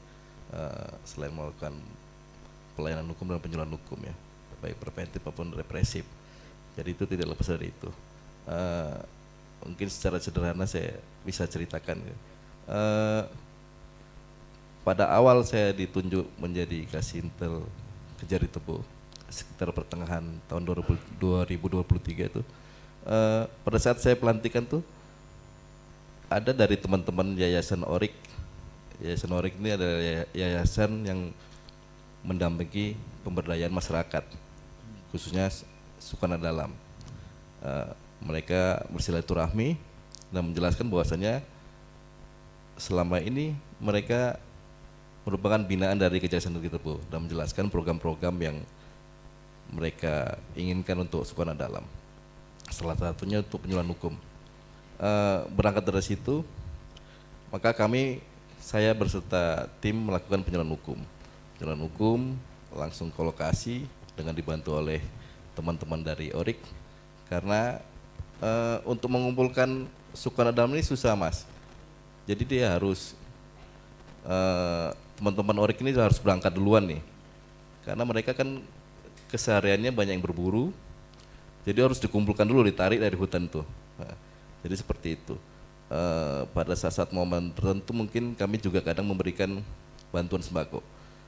Tapi seiring berjalannya waktu, ternyata bukan hanya itu yang dibutuhkan oleh masyarakat suku anak dalam, bukan hanya penyuluhan hukum, bukan hanya pemberian bantuan atau sembako. Ada hak-hak dasar yang mereka belum terpenuhi, hak-hak yang mereka memperoleh pendidikan, kesehatan, penghidupan yang layak dan kesejahteraan hidup. Untuk itu saya sharing dengan teman-teman Orik, juga koordinasi dengan Pak Kajari. Secara keberadaan mereka memang diakui, namun secara legalitas mereka belum apa. Jadi kami menginisiasi, kami mengundang dinas-dinas terkait pada saat itu ya, dinas kependudukan dan catatan sipil, dinas sosial, dinas pendidikan, PUPR, dinas kesehatan dan RSUD. Kalau kita bicara masalah hak dasar itu kan, kalau kita mau mendapatkan pelayanan kesehatan, pendidikan, setidaknya kita harus punya KK atau KTP ya. KK KTP aja mereka nggak punya, masih banyak nggak belum punya, karena sulitnya pendataan yang dilakukan. Untuk itu kami mendorong atau Dukcapil untuk melakukan perekaman. Salah satunya harus langsung ke lokasi. Seperti yang lalu-lalu kami terjunkan dulu untuk Oriknya nih, untuk mengumpulkan, menarik yang pada di hutan nih, yang pada berburu atau meramu atau mencari hasil-hasil hutan itu kan, kumpulkan dan membawa juga pada saat itu mobil penguat sinyal, karena di sana sinyal susah Mas, harus dicari yang agak dataran agak tinggi. Dengan BPJS juga, BPJS kesehatan kita ikut sertakan, sekaligus pelayanan kesehatan pada saat itu, Dinas Pendidikan dan PUPR. Jadi disitulah dilakukan perekaman data. Berlanjut dari situ, setelah diterbitkan KTP, KK, mereka didaftarkan oleh Dinsos untuk apa? Untuk jaminan kepesertaan BPJS. Jadi ada sekitar 1.231 yang ada yang dibayarkan oleh APBN, ada juga yang APBD. Dan mereka masuk dalam penerima bantuan iuran. Kalau bicara masalah kesehatan, itu tidak lain dari kebutuhan akan air bersih. Jadi kami menggandeng atau pihak PUPR untuk pembangunan PAMSIMAS, program air minum sanitasi berbasis masyarakat. Karena yang dulunya suku anak dalam yang biasanya mandi di aliran anak sungai atau apa itu, seiring berkembangnya waktu, anak sungai itu semakin menyempit ya, karena pembukaan lahan perkebunan, ada juga pertambangan atau illegal logging, dan air itu sudah tercemar. Jadi suku anak dalam itu yang dulunya menggunakan air itu banyak yang gatal-gatal atau apa, bahkan untuk kegiatan acara-acara adat mereka harus membeli air ya. Dibangunlah PAMSIMAS. PAMSIMAS itu yang bisa digunakan oleh seluruh warga suku anak dalam. Ternyata mereka juga sudah ada yang berkeinginan untuk sekolah. Anak-anak suku anak dalam ini ada yang berkeinginan untuk sekolah. Namun ada kendala, kalau kita gabungkan ke sekolah SD negeri dulu masih ada diskriminasi di antara mereka tuh ya, di antara teman-teman mereka tuh ya. Kita kelas jauh yang berinduk kepada SD negeri yang tidak jauh dari kawasan itu. Jadi sekitar ada 13 anak suku dalam yang sudah bersekolah di situ. Jadi di Kejaksaan Negeri Tebo ini ada 2 pendampingan yang kami bina, itu suku dalam, satu di Kecamatan Muara Tabir dan satu di Kecamatan Tengah Hilir. Yang untuk di Kecamatan Muara Tabir di Desa Tanagaro, dengan bersama dengan Dinas Pendidikan kita membangun rumah singgah. Jadi rumah singgah ini fungsinya adalah untuk suku anak dalam yang untuk menempuh pendidikan itu kan jauh tuh dari hutan tuh. Kalau jalan normal aja bisa 1 jam lebih. Kalau dalam keadaan hujan bisa sampai 2 jam lebih. Jadi itu fungsinya itu orang tua yang mengantarkan anaknya sekolah bisa menunggu di situ, atau anaknya yang sekolah menunggu orang tuanya datang menjemput bisa menunggu di situ. Dan bahkan saat ini sudah ada 4 orang suku anak dalam yang tinggal di situ dengan ditemani oleh guru P3K. Mungkin itu Mas. Menarik Mas Deka ya. Ternyata jaksa punya fungsi lain selain mitigasi ya. Dan apa ya, maksudnya itu kan panggilan hati juga ya. Maksudnya butuh kepedulian yang tinggi, awareness yang tinggi. Mungkin tepuk tangan dulu dong teman-teman untuk tepuk tangan. Bang Febro ya kalau boleh panggil ya. Mungkin aku sedikit melanjutkan nih dari tadi cerita Bang Febro kan, karena banyak banget tuh ada koordinasi dengan dinas-dinas terkait ya, ada Dinas Pendidikan, kemudian bahkan PUPR dan lain-lain. Nah, kira-kira Mas Febro sendiri dan Kejaksaan khususnya di Kejari Tebo itu melihat sustainability atau keberlanjutan dari program ini akan seperti apa, dan kira-kira kiat-kiatnya untuk tetap program ini kan program yang sangat baik ya gitu ya. Jadi kira-kira untuk terus berlanjut dan bisa memberikan kebermanfaatan yang lebih luas lagi itu akan seperti apa gitu. Makasih Mas Deka ya. Untuk kedepannya sebenarnya ada harapan yang diinginkan oleh masyarakat suku anak dalam ini, yaitu mereka menginginkan pengakuan lebih kuat secara legalitas ya, keberadaannya diakui. Salah satunya mereka mengharapkan adanya wilayah kelola khusus. Jadi wilayah kelola khusus ini seperti ruang untuk hidup mereka ya, yang di situ mereka bisa tempati, bisa kelola sendiri, sebagai tempat mewariskan adat istiadat mereka sendiri.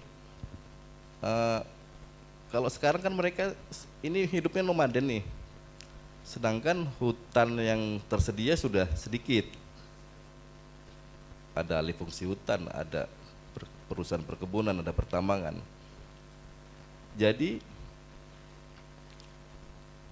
kemanapun mereka nomaden atau pindah itu, kalau ada wilayah kelola khusus mereka bisa kembali tanpa harus takut ada perusahaan yang membuka izin di situ, ada masyarakat yang merambah itu.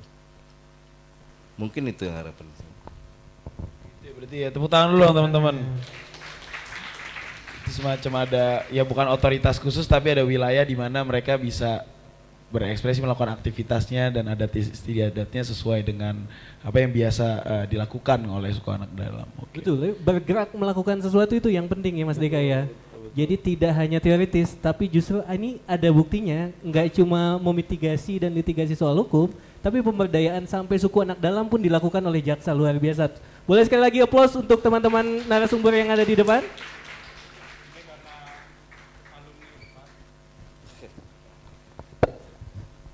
Karena Mas Febro ini alumni Unpad, ini juga bagian dari penerapan teori mazhab Unpad, punyanya Prof. Mukhtar, hukum pembangunan. Itu jadi hukum itu kalau menurut Prof. Mukhtar, kalau nggak salah sih udah lama itu, masih semester 1. Jadi hukum bisa digunakan untuk pembangunan dan juga sebagai katalisator dalam perubahan masyarakat. Nah ini yang dilakukan Mas Febro juga menerapkan mazhab Unpad nih. Karena kalau menurut Lawrence Friedman bahwa the legal system atau rule is not machine but it is run by human being. Hukum itu bukan mesin yang bisa jalan sendiri, tapi dia tergantung dari aparat yang menjalankan itu, jalankan hukum itu. Bagaimana hukum itu harus dilaksanakan. Nah ini kan sebagai aparat penegak hukum, maka terjun di dalam masyarakat anak dalam untuk bisa merubah masyarakat anak dalam menjadi masyarakat yang memang maju dan sama dengan masyarakat lainnya. Mungkin itu. Oke, boleh sekali lagi aplaus buat teman-teman narasumber kita. Sekarang saatnya kita deep talk sama teman-teman mahasiswa ya Mas Deka. Kita buka sesi tanya jawab ya. Berapa nih kira-kira yang boleh nanya berapa? Sementara orang? Kita buka untuk 3 penanya dulu ya. Ada 1, 2, kita dari sana dulu ya. Yang Mas Batik 3.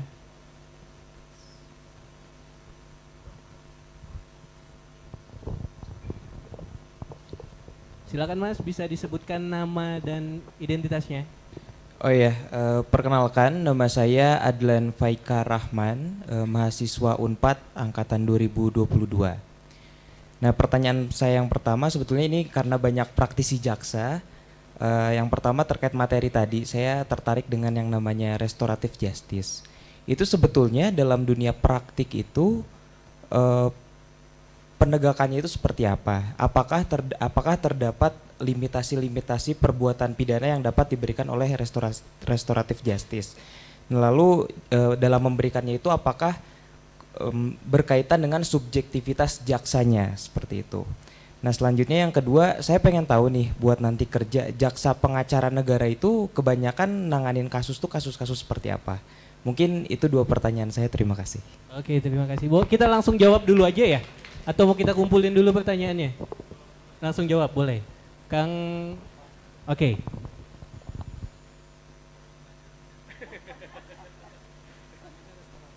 Pertama soal restoratif justice. Restoratif justice itu ya pertanyaan dari Mas siapa tadi? Mas Adlan ya. Jadi restoratif justice itu ada botol ukurnya. Ada peraturan jaksa agungnya yang mengatur limitasi mengenai pelaksanaan restoratif justice. Dalam hal tindak pidana apa, bentuk kerugiannya juga dibatasi. Teman-teman, oh ya, situs kejaksaan tuh teman-teman bisa berkunjung ke sana ya, bisa lihat, bisa download aturannya. Saya kalau nerangin perjanya panjang nih, tapi ada aturannya secara limitatif mengatur. Tapi kalau kita lihat memang, saya sama Pak Dekan tadi diskusi soal restoratif justice ya, ini menarik nih. Kalau buat anak Unpad jadi tajam ngomongin restoratif justice, karena kita diajarkan secara normatif ya Pak. Tapi ini teman-teman, ini kan dinamika hukum ya, perkembangan hukum, terutama ini dicanangkan oleh Jaksa Agung Pak Burhanuddin. Jadi kita melihat bahwa adanya kekosongan dalam ruang keadilan sebetulnya. Jaksa punya kewenangan nggak secara normatif gitu ya, misalnya ada orang hanya maling getah karet gitu ya, kalau disidangkan ya buat kosnya kayaknya lebih tinggi gitu. Nah jadi celah inilah yang coba kita isi untuk mengisi ruang mengisi kekosongan rasa keadilan yang ada di masyarakat. Tapi tadi limitasinya jelas, ada tindak pidananya kalau nggak salah berapa juta ya saya lupa, tapi 2.500.000 ya. Tetapi hukuman di bawah 5 tahun. Tetapi intinya harus ada persetujuan dari korban. Korbannya harus rela memaafkan. Kalau tidak ada perdamaian, not by consent of the victim, itu nggak bisa dilakukan. Makanya tidak semua perkara bisa di restoratif justice kan. Dan restoratif justice kita juga turun dari azas deponering. Teman-teman pidana pasti tahu kan, Pak Jaksa Agung punya kewenangan menyampingkan perkara dan itu diturunkan. Dan kelihatan sih impact-nya sangat baik ya, respon masyarakat juga sangat baik terhadap adanya restoratif justice karena kami sangat selektif.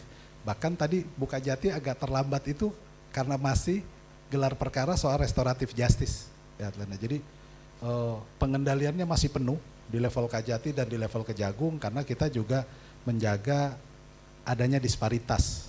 Karena ini kan kita masuk ke wilayah subjektif nih. Jadi teman-teman nih kalau yang mau nulis skripsi ya, kan? Itu menarik tuh angle-nya tuh. Apalagi kalau kita lihat dari prinsip-prinsip dominis litis, jaksa selaku pemilik perkara, atau mungkin dari sisi asas legalitasnya. Jadi semuanya diatur dan ada rumusannya. Seperti itu ya. Kasih. Yang kedua soal jaksa pengacara negara. Yang JPN. Ngapain sih JPN, Kang? Ya. Jaksa pengacara negara, saya kebetulan secara pribadi mungkin setengah dari karir saya di Jaksa Agung Muda Perdata dan Tata Usaha Negara. Jadi kalau secara struktural ya teman-teman, Jamdatun itu memiliki 3 direktorat. Direktorat pertama itu adalah direktorat perdata. Ini sederhananya gini, yang kerjanya pakai surat kuasa teman-teman. Sidang mewakili pemerintah ya atau BUMN, kemudian sidangnya di pengadilan perdata yang pasti. Terus kemudian melakukan negosiasi, intinya pekerjaan lawyer lah. Ini banyak teman alumni lawyer nih, saya diplototin nih katanya ngambilin kerjaannya teman-teman lawyer nih. Jadi, tapi klien kita hanya negara, hanya stakeholder negara. Termasuk dalam proses negosiasi perdamaian. Yang kerjanya pakai surat kuasa itu ada di Direktorat Perdata, kemudian ada Direktorat Pertimbangan Hukum. Saya paling lama di sini. Pertimbangan hukum itu yang bikin legal opinion, melaksanakan legal assistant, melaksanakan mediasi. Tapi siapa kliennya? Misalnya kalau pendapat hukum hanya bisa kita berikan atau pendampingan hukum hanya bisa kita berikan bagi kementerian lembaga, pemerintah pusat dan daerah, atau BUMN dan BUMD. Begitu juga dengan turunannya. Mediasi juga sama. Kita hanya bisa melakukan mediasi misalnya ada konflik antara pemerintah daerah dengan BUMN. Itu bisa kita lakukan. Nah, yang ketiga adalah Direktorat Tata Usaha Negara. Itu teman-teman yang kalau tahu sidang-sidang MK, sudah ada yang pernah ke MK? Kalau sidang MK paling tegang ya teman-teman ya, nggak bisa ngobrol itu kameranya terus-terusan dilihat, kita direkam di live di YouTube lagi. Itu sidang MK negara sebagian besar yang mewakili adalah jaksa pengacara negara. Juga di seluruh peradilan tun. Kalau pejabat administrasi negara digugat, itu jaksa pengacara negara memiliki hak. Itu juga harus dengan surat kuasa. Nah pertanyaannya sidangnya di mana aja? Ini saya yang menantang gini. Jaksa nggak sidang di dalam negeri aja ya teman-teman. Kami mewakili negara itu belasan kali. Ini kemarin baru ada teman-teman pulang mewakili salah satu BUMN bersidang di SIIC, Singapore International Arbitration Center. Jadi kalau teman-teman yang punya hasrat nggak sidangnya di Indonesia aja, jadi jaksa pengacara negara. Kebetulan saya secara pribadi sudah sidang di begitu banyak tempat. Jadi arbitrase tidak hanya di BANI, di lembaga-lembaga arbitrase internasional, di ICSID, di UNCITRAL, yang ad hoc, yang lain-lain, itu kita juga punya kewenangan berdasarkan surat kuasa khusus baik dari BUMN atau dari kementerian lembaga. Jadi menarik seluruh pekerjaan kepengacaraan plus tata usaha negara. Jaksanya nggak pakai seragam, jadi kalau nggak mau pakai seragam ada di jaksa pengacara negara, Pak. Bajunya kayak baju lawyer, kayak teman-teman lawyer nih, ada banyak ya, sama aja gitu. Cuman lawyernya buat negara. Kalau di luar negeri dikenalnya sebagai solicitor general ya. Ada di beberapa negara yang jam daturnya udah dipisah, dia menjadi solicitor general. Tapi ada juga yang bahkan tadi yang saya bilang fungsi pertimbangan hukumnya dipecah lagi. Kalau kalian pernah dengar, kalau di Amerika ada state legal advisor, itu juga fungsi datun. Jadi ini bukan hanya fungsi yang ada di Indonesia ya. Di seluruh dunia ada solicitor general, ada state legal advisor. Mungkin itu. Makasih. Boleh kasih aplaus? Silakan penanya kedua. Ada teteh yang di paling kanan. Jadi jaksa nih kayaknya. Karena mau melihat Kak Mega jadi duta medsos. Mau gantiin Mega. Baik, sebelumnya terima kasih atas kesempatannya. Perkenalkan, nama saya Nadia Rosandi, saya dari angkatan 2022, mahasiswi Fakultas Hukum Universitas Padjadjaran. Di kesempatan kali ini mungkin seperti yang tadi dijelaskan oleh para narasumber, bahwasanya jaksa itu memiliki banyak sekali peran. Salah satunya adalah peran dari pemulihan kerugian negara. Akan tapi dalam kesempatan kali ini mungkin saya ingin berfokus kepada peran kejaksaan dalam pemulihan kerugian korban, yang mana terkhusus dalam pemenuhan hak restitusi kepada korban yang diatur juga dari Peraturan Kejaksaan Nomor 7 Tahun 2020. Nah, mungkin sependek pengetahuan saya yang saya lihat banyak sekali kasus-kasus dalam pemenuhan hak restitusi yang terhambat. Mungkin dari penghambatnya itu sulitnya penentuan korban, lalu juga lambatnya proses pelelangan. Nah, oleh karena itu saya ingin bertanya, yang pertama itu bagaimana upaya kejaksaan dalam menghadapi hambatan-hambatan tersebut, dan apakah terdapat peraturan atau mekanisme dari kejaksaan sendiri untuk mendorong efektivitas pemenuhan hak restitusi. Yang kedua, bagaimana kejaksaan memastikan mekanisme tersebut sesuai dengan prinsip-prinsip perlindungan saksi dan korban dan tujuan hukum, khususnya kepastian hukum bagi korban. Mungkin sekian, terima kasih. Luar biasa, boleh dikasih plus. Sampai hafal aturannya loh. Ini calon jaksa. Gimana? Mau? Nanti bisa ditambahkan buka jari tuh, buka jari Garut yang tahu itu di depan karena sering nanganin perkara. Jadi gini, kelihatannya memang mau jadi jaksa ya. Saya aja nggak hafal perjaannya. Tapi memang ini menarik teman-teman. Berkaitan sama restitusi korban. Nah ini kalau yang jurusan pidana harusnya tahu. KUHAP yang ada sekarang kan tidak mengakomodasi. Ada ganti kerugian perdata berapa? 5 juta. Nggak make sense lah ya. Kita coba. Jadi penggabungan perkara pidana dan perdata itu tidak diberi ruang sebetulnya di KUHAP kita. Jadi kalau pertanyaannya tadi ada kendala kenapa? KUHAP-nya nggak ngasih ruang. Ya kita nyari celah-celah akhirnya kalau memang restitusi itu terjadi bisa dilakukan. Karena kan crime doesn't pay. Kejahatan sebetulnya dalam konsep kejahatan kan korbannya tidak ada korban, korbannya kan hukum itu sendiri. Itu kalau saya sampaikan itu apa ya, collateral damage-nya lah kalau ada korban. Tapi korbannya hukum yang dilanggar. Nah tapi memang nih saya diskusi lagi tadi sama Pak Dekan. Ini pertarungannya di KUHAP baru. Kalau adik-adik mahasiswa punya wacana seharusnya restitusi korban itu dapat terakomodasi, saat inilah momennya nih Pak Dekan. KUHAP baru kan sedang disusun. KUHP baru saya nggak tahu teman-teman sudah baca atau belum ya, dia udah baca atau belum. Tapi di KUHP baru seyogianya diatur lebih detail. Karena kenapa? Kalau peraturan Jaksa Agung dia tidak di level undang-undang, di PP-nya KUHP sendiri PP 27 juga nggak mengakomodasi kan akan sulit jalannya kan. Ya kadang-kadang bisa berjalan, kadang-kadang nggak, itu cuman mengisi dinamika aja lah, dinamika di masyarakat. Nah mudah-mudahan di KUHP ini bisa terakomodasi. Apalagi dibarengi dengan adanya, walaupun ini konteksnya agak berbeda dengan rancangan undang-undang perampasan aset ya. Teman-teman itu juga diskusinya panjang. Seluruh undang-undang yang bersinggungan antara pidana dan perdata pasti resikonya tinggi. Kita juga nggak mau bilang pelaku pidana bisa membayar gitu ya, ini jadi nggak make sense kayak begitu. Tapi ya bargainnya ada di situ yang kita lihat ya. Jadi ini saya harapan teman-teman mahasiswa berani menulis, berani berwacana kira-kira konsep yang terbaik untuk restitusi korban seperti apa sih? Tentunya konsep yang tanpa menghindar, tanpa mengenyampingkan kepastian hukum itu sendiri.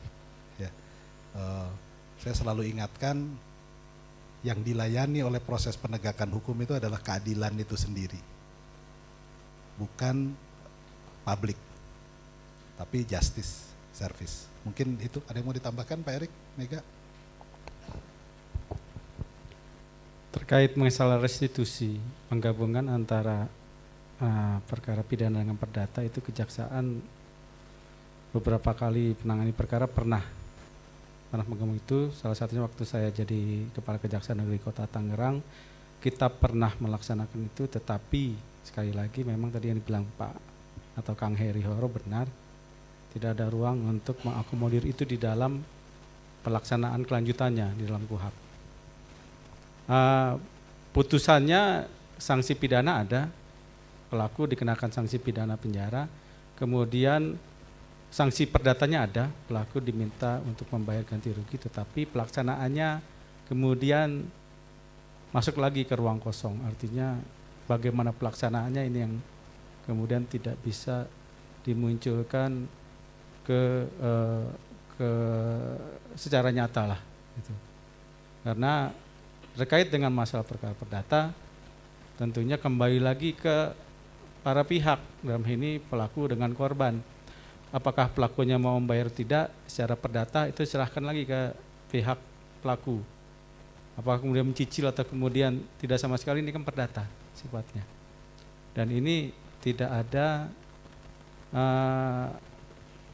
di dalam KUHAP menerangkan bahwa jaksa untuk bisa memberikan tekanan ataupun intervensi terhadap perkara perdata yang kemudian menjadi putusan pengadilan yang berbarengan dengan perkara pidana. Ini juga jadi kebingungan itu. Makanya kalau memang tadi disarankan sama Kang Heri, apabila adik-adik mahasiswa memang ingin memberikan sumbangsi kepada penyusunan KUHAP yang saat ini, silahkan untuk memberikan pemikiran. Ini bagus sebenarnya, pemikiran ini bagus. Dan bisa mungkin untuk skripsi nanti, bisa juga untuk penelitian bagaimana supaya kejelasan di dalam penanganan perkara, penggabungan antara perkara pidana perdata ini, muaranya, ujungnya ini memang bisa benar-benar dirasakan oleh korban. Gitu. Mungkin itu tambahan dari saya. Oke, terima kasih.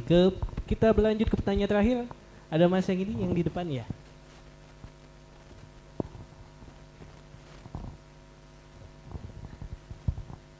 Oke, baik, terima kasih atas kesempatannya. Perkenalkan, nama saya Gibran Musina dari namanya Gibran. Iya, betul. Dari angkatan 2022. Jadi saya di sini ingin menanyakan, mungkin di luar dari konteks kerjaan kejaksaan itu sendiri, tapi saya baru ini dengar berita mengenai bentuk kerjasama kejaksaan dan TNI guna melaksanakan tugas pengamanan kejaksaan. Mungkin saya ingin tanya terkait pendapatnya aja sih Pak, mungkin. Dalam bentuk kerjasama tersebut terdapat nota kesepahaman yang berisi 8 poin lingkup kerja. Yang saya ingin highlight adalah bentuk kerjasama di poin ketiga, yaitu penugasan prajurit TNI di lingkungan Kejaksaan Republik Indonesia, dan poin 5 dukungan dan bantuan personal TNI dalam melaksanakan tugas dan fungsi kejaksaan. Yang saya ingin tanyakan adalah apa bentuk perlindungan yang dilakukan oleh pihak TNI terhadap kejaksaan tersebut, dan sejauh mana tolak ukur dukungan dan bantuan personel TNI dalam pelaksanaan tugas dan fungsi kejaksaan. Itu mungkin Pak ingin saya tanyakan. Terima kasih. Oke, terima kasih Mas Gibran. Siapa mau jawab, Kang Erik atau Kang Heri? Langsung nunjuk saya ini. Jadi betul, itu menarik ya Gibran ya. Pemberitaan belakangan dalam beberapa hari ini kan ramai karena ada skep dari Kasat, dari yang lain-lain memerintahkan pengamanan. Jadi sekitar 4 tahun yang lalu kita memiliki branch baru, yaitu Jaksa Agung Muda Tindak Pidana Militer. Jadi kalau kita lihat sebetulnya teman-teman ya, di Undang-Undang Peradilan Militer itu kan itu untuk koneksitas, itu juga menarik ya teman-teman kalau mau pelajari ya, berkaitan dengan perkara koneksitas Jaksa Agung Muda Tindak Pidana Militer. Awalnya keberadaan personel TNI di lingkungan kejaksaan. Jadi di Kejati-Kejati juga ada Pak Aspidpilnya di beberapa Kejati yang terdapat auditor militer, teman-teman. Memang kalau dilihat ke Kejagung juga ada personil kejaksaan yang menjaga. Awalnya memang itu ditujukan untuk pengamanan karena Pak Jampitmil itu Jenderal Bintang 3. Jadi dia yang membawa personilnya. Nah, memang yang sempat jadi diskusi, ini pertanyaan yang bagus nih, yang kritis. Banyak orang yang bilang, ini kok kejaksaan jadi didudukin tentara, apakah ini dua fungsi TNI? Enggak ya teman-teman ya, itu keberadaan teman-teman TNI hanya membantu pengamanan saja, sama sekali tidak melakukan intervensi dalam penanganan perkara apapun. Kami jaksa jumlahnya sekitar, jaksa dan non-jaksa ada sekitar 30.000, penanganan perkara yang sangat beragam. Kita ini aparat penegak hukum yang tidak dipersenjatai, teman-teman. Bukan nggak ada lihat jaksa bahwa dipersenjatai tapi hanya untuk menjaga diri. Jaksa itu dipersenjatai, teman-teman, tapi hanya untuk menjaga diri. Jadi kami tidak punya keahlian, ya keahlian kami hanya keahlian hukum untuk menjaga keamanan. Jadi teman-teman kalau lihat memang bukan hanya personil TNI sebetulnya, personil Polri pun dari dulu ada di kantor kami. Tapi memang sesuatu yang baru sekarang juga melibatkan personel TNI. Jadi konteksnya tidak usah dilihat dalam konteks itu akan ada militer mengintervensi penegakan hukum, enggak. Itu hanya semata-mata kita melihat personel yang menjaga keamanan di masing-masing kantor. Hanya sebatas itu. Tidak ada personil TNI yang mengintervensi dalam proses penanganan perkara atau ikut gelar perkara, kecuali dalam hal peradilan koneksitas ya. Jadi supremasi sipil, kepastian hukum tetap terjaga. Memang skep yang beredar di internet kemarin itu jadi rame, sebetulnya itu sih hal yang biasa lah. Misalnya juga ada giat gitu ya Pak, ada acara-acara kadang-kadang melibatkan personel TNI ataupun Polri. Jadi sebetulnya itu hanya fungsi keamanan saja Gibran, tidak ada fungsi yang lain. Jadi kekhawatiran teman-teman itu bukan dalam bentuk militerisasi atau enggak gitu ya, enggak. Walaupun sama sekali tidak ada seperti itu. Tadi saya sampaikan kejaksaan adalah lembaga yang sangat demokratis, yang seluruh jaksanya, kalian harus percaya ini, seluruh jaksa adalah mahasiswa seperti kalian. Kita bukan orang yang didoktrin atau yang seperti yang lainnya teman-teman. Enggak, saya sama seperti kalian, mungkin lebih kritis. Banyak teman-teman aktivis yang terus bergabung sama kita, nggak ada masalah. Kita sangat demokratis, sangat terbuka berkaitan dengan kritik. Jadi kalau mengarah ke militerisme, teman-teman saya yakinkan itu tidak ada isu seperti itu. Kami sama dengan kalian, kami berasal dari mahasiswa, dan mudah-mudahan semangatnya, integritas, militansinya tidak hilang. Ya, kami mohon dukungan semua. Terima kasih. Boleh aplaus. Oke, mungkin karena adanya keterbatasan waktu sayangnya kita langsung. Tapi luar biasa diskusi kita ya. Luar biasa nih. TikTok kita. Daging semua isinya. Daging semua. Jadi mungkin kita boleh dong minta closing statement ya. Betul, dari sebelum kita akhiri season ini. Mungkin dari Mas Febro kali ya. Boleh. Boleh. Bajunya terang sendiri soalnya.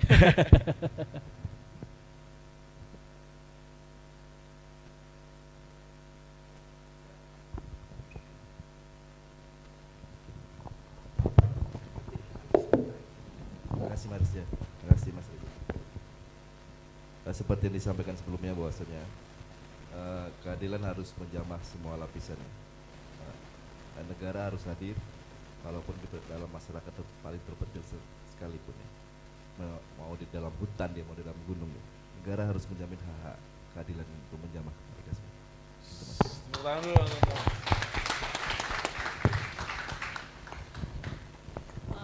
Kalau dari saya buat semua adik-adik yang mungkin nanti akan bergabung di kejaksaan atau juga yang mungkin nanti menjadi praktisi aparat penegak hukum, jangan lupa untuk selalu mengedepankan naluri ya Pak. Biasanya kalau Pak Jaksa Agung kita tetap harus mengedepankan hati kita dalam melakukan segala tindakan, karena kan apapun yang dilakukan, salah satunya oleh tindakan yang dilakukan oleh jaksa itu akan mengusik rasa keadilan dari setiap masyarakat itu sendiri. Jadi untuk semuanya kenali hukum, jauhi hukuman. Itu.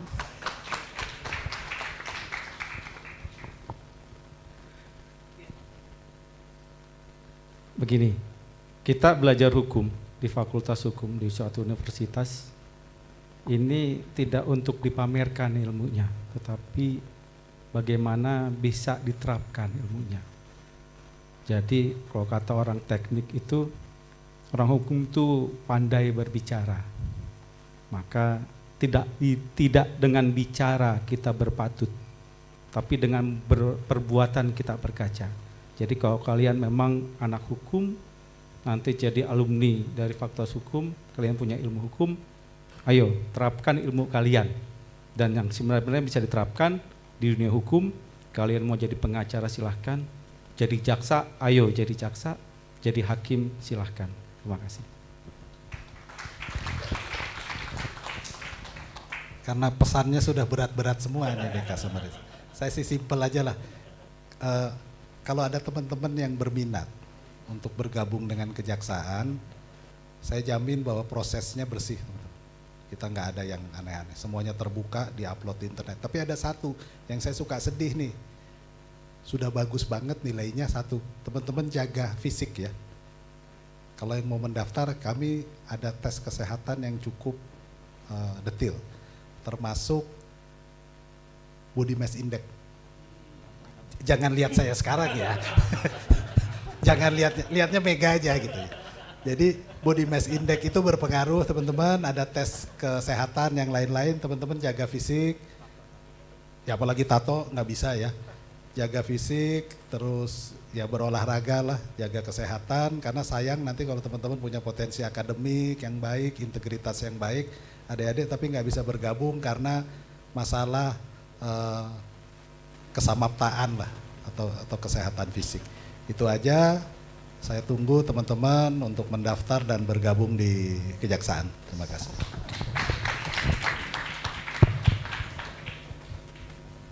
Oke ya.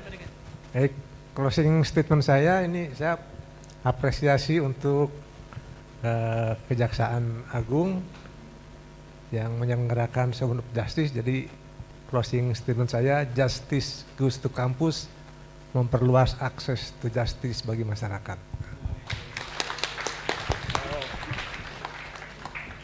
Oke, kalau begitu terima kasih untuk semuanya yang sudah hadir, terima kasih untuk para narasumber yang sudah bersedia membagikan insight, sharing, dan segala macamnya.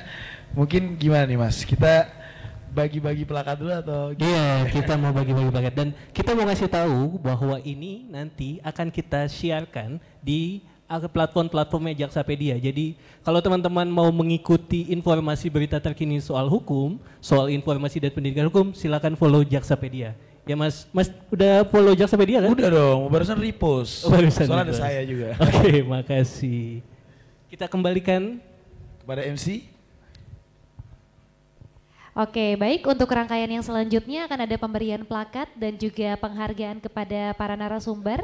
Disilakan kepada Mas Reza untuk bisa memberikan plakat dan juga penghargaan kepada para narasumber di hari ini. Yes, boleh berdiri dan diberikan satu persatu.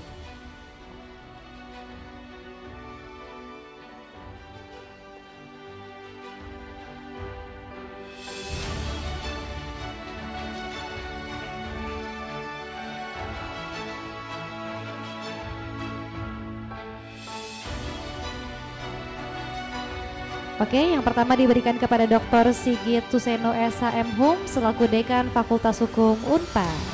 Boleh kita beri tepuk tangan. Oke, lalu yang kedua ada Bapak Direktur Teknologi Informasi dan Produksi Intelijen Kejaksaan Agung dengan Bapak Heri Hermanus Horo SH.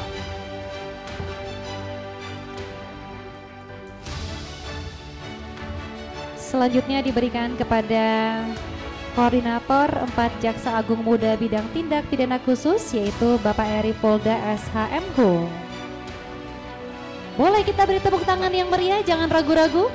Terima kasih. Selanjutnya kepada alumnus Unpad dan Duta Medsos Kejaksaan Republik Indonesia, Mbak Mega Yulanda SH. Oke, lalu selanjutnya dengan Bapak Febro Adiaksa Suseno SHMH sebagai Kasih Intel Kejari Tebo. And last but not least kepada Bapak Ahmad Dekatama Putra Zaman SHLLM, yaitu adalah Pasming Base. Disilakan diberikan plakat dan juga penghargaannya. Oke, kita berfoto bersama, boleh lihat kamera. 3, 2, 1, cheers. Alright. Sekali lagi boleh gaya bebas mungkin ya. Oke, boleh gaya bebas. 3, 2, 1, Sound of Justice. Oke.